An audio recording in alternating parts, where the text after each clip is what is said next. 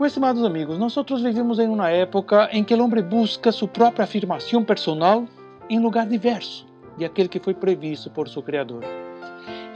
Es como intentar hacer funcionar com água um carro que foi hecho para funcionar com gasolina.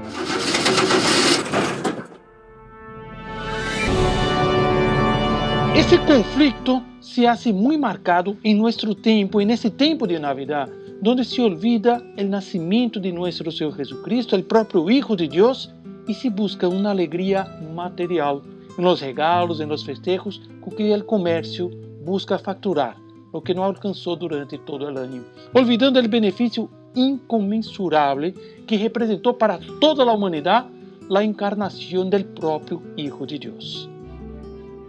É muito comum nesta época a figura de um gordo, sorriente, que alguns chamam Papá Noel e outros Santa Claus, pero sempre lo encontramos em las puertas de los estabelecimentos comerciales, invitando al consumismo.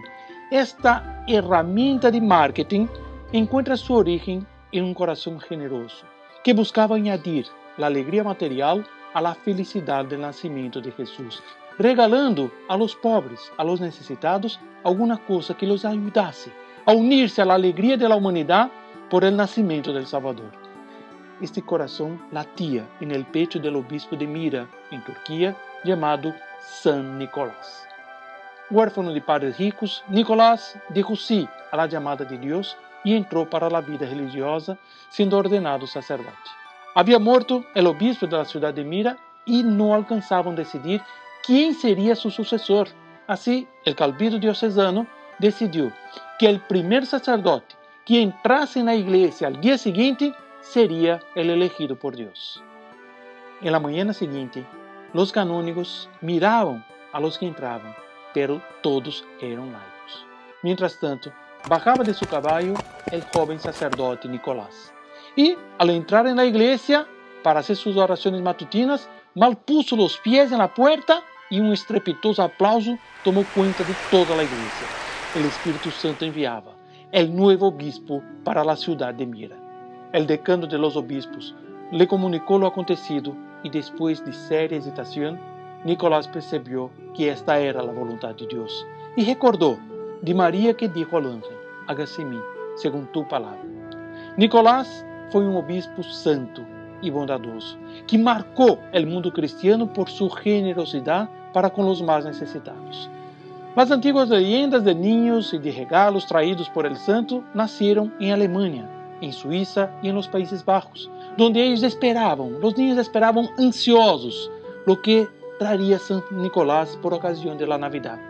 Posteriormente, a costumbre chegou a Holanda com o nome de Sinterklaas, dando origem a esta costumbre de chamar de Santa Claus. Por volta do ano 1863, tomou a figura del gordo de barbas blancas, com a que se conhece atualmente por influência do dibujador sueco Thomas Nast. Em Inglaterra, a mediados do século XIX, recebeu o nome de Papá Noel. En el ano 1931, a Coca-Cola encargou ao pintor Abram Sumlon que remodelase a figura de Santa Claus, Papá Noel, para hacerlo mais comercial. Esta história que nasceu em la santidade de San Nicolás é hoje utilizada como estratégia de marketing, desvirtuando completamente o verdadeiro sentido cristiano de la Navidad e transformando a celebração do nascimento de nosso Redentor em um período de ventas e de comércio.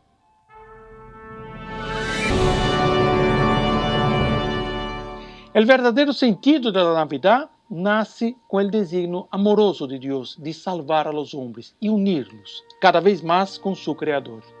Pero, ¿por que Deus quiso hacer-se homem? Esta é uma pergunta antiga e que está por detrás de toda uma história de amor, toda uma história de bondade que resultou em nossa salvação. Depois do pecado de Adão e Eva, o Senhor havia prometido mandar um Salvador para a humanidade. E quase 4.000 anos depois, mientras a Virgem Maria meditava e orava, lhe apareceu o ángel Gabriel e la invitou a ser la madre de este prometido Redentor. Humilde e obediente, Maria respondeu com sua voz celestial: E aqui, la esclava del Senhor, hágase em mim segundo tu palavra. 9 meses se passaram, durante os quais a Santíssima Virgem Maria levava em seu seno sagrado aquele que salvaria a la humanidade del pecado de nossos primeiros padres. El nuevo Adán crecía en el seno de María, que era la nueva Eva, para nacer y dar la salvación a los hombres. Decían las profecías que el Mesías Salvador nacería en Belén, la ciudad de David. Sin embargo, María vivía en Nazaret y se acercaba el día del nacimiento de su hijo.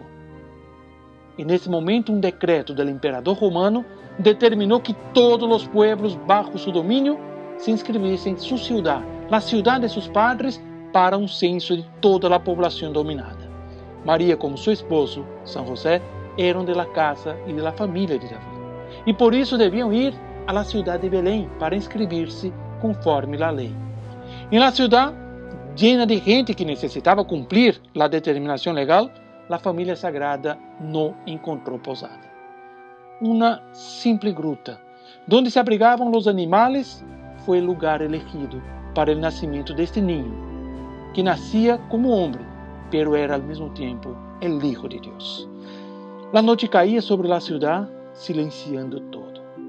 Por ser invierno en el hemisferio norte, se debe imaginar que hacía bastante frío.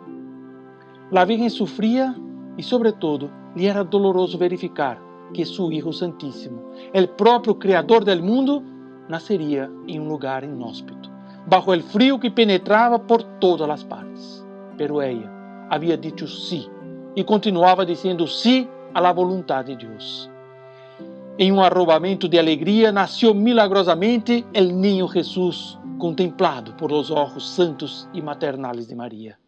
José, su castísimo esposo, se arrodilla para adorar al niño Dios y para ser el primer hombre a prestar un culto a la Virgen elegida para ser la madre del propio Dios. Llegan los pastores avisados por el ángel, llegan los reyes magos, a quienes María presenta su precioso hijo. Todos están en actitud de adoración, puesto que reconocen en ese pequeño niño el Mesías anunciado por los profetas. ¿Puede haber un ser humano más frágil que un niño? ¿Habitación más simple que una gruta? ¿Cuna más precaria que un pesebre? Sin embargo, el niño que contemplamos acostado entre las pajas habría de alterar completamente el rumbo de los acontecimientos del mundo. Pasaron los años y el niño crecía y se fortalecía lleno de sabiduría, y el Espíritu Santo estaba con él. Cristo vivió 30 años en el silencio de su casa, preparándose en la oración, en la meditación, en el servicio humilde y dedicado, dando a todos el ejemplo del cumplimiento del deber. Llegada la hora elegida por Dios, Él se va al desierto, ayuna, es tentado. Va a Juan que lo bautiza y empieza su vida pública de milagros y de predicación, fundando con los apóstoles su iglesia, que será su presencia entre los hombres hasta su retorno final. Fieles seguidores de su maestro, los apóstoles se reunieron junto a María después de la muerte sangrienta de su hijo en el Calvario. Unidos en oración, arrepentidos de su cobardía, pedían en unión a la Santísima Virgen la venida del prometido Espíritu Santo que le llegó en el día de Pentecostés, dando inicio a la predicación cristiana en todo el mundo. La liturgia, sabemos, es una actualización de los misterios del Señor. En la Navidad, no conmemoramos simplesmente el recuerdo del pasado, sino que somos invitados a vivir hoy. En el hoy litúrgico, ese acontecimiento sublime del nacimiento del Redentor. No ya entre las pajas del pesebre, sino en el interior de nuestros corazones.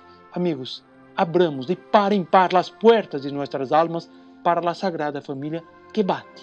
Y digamos sí a Jesús para que Él nazca y habite en nuestros corazones, fructificando en actos de amor, actos de dedicación a la Iglesia, de apostolado, de salir de nuestra pequeñez para llevar el mensaje de Cristo para todo el mundo. Nosotros no nacemos para ser hombres mediocres. No nacemos para estar echados en el charco de nuestro propio egoísmo. El ser humano fue creado por Dios para vivir los grandes vuelos de la santidad. Podemos explicar nuestra naturaleza humana haciendo una comparación con los seres inferiores a nosotros. Por ejemplo, el sapo, animal de aspecto repugnante, que vive pegado a la tierra, como si el mundo fuera el charco donde él vive. El sapo puede representar al hombre mediocre, que vive solo para su propio egoísmo. Para él, la existencia no ultrapasa los límites de su propio gozo personal. El célebre escritor francés Ernest Lô así caracteriza al hombre mediocre. Al mediocre le agradan los escritores que no dicen ni sí ni no sobre ningún tema, que nada afirman. Él es poco amigo o poco inimigo de todas las cosas. Tiene miedo a comprometerse. Es dócil frente a Marx y rebelde contra la iglesia. El hombre inteligente eleva su frente para admirar y para adorar. El mediocre eleva su frente para bromear. Le parece ridículo todo lo que está por encima de él, y el infinito le parece vacío.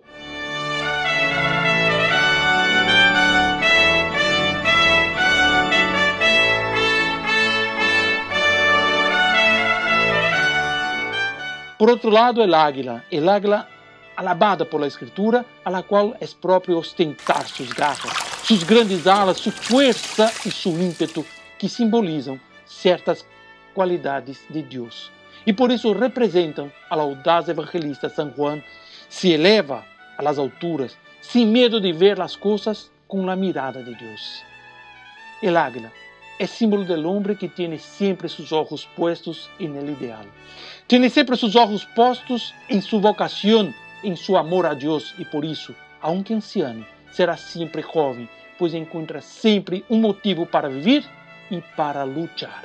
La razón iluminada por la fe nos indica que debemos cumplir con el deber del amor entero a Dios, ponernos de pie y volar como un águila que se eleva a las cosas del cielo. San Luis María Griñón de Montfort afirma que los siervos de Dios son llamados a ser águilas reales en medio de una pandilla de cuervos.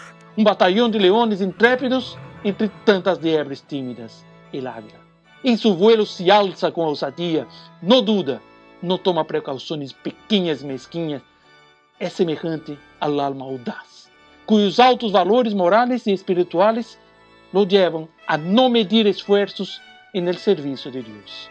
Dios nos llama a la santidad, a decir no a nosotros mismos, a decir no a nuestras propias inclinaciones y egoísmos naturales, alzar alto el vuelo del Espíritu con la mirada puesta en el Señor y dispuestos a todo y a cualquier sacrificio para hacer de nuestras vidas un verdadero espejo de nuestros modelos en la tierra, nuestro Señor Jesucristo y la Santísima Virgen María.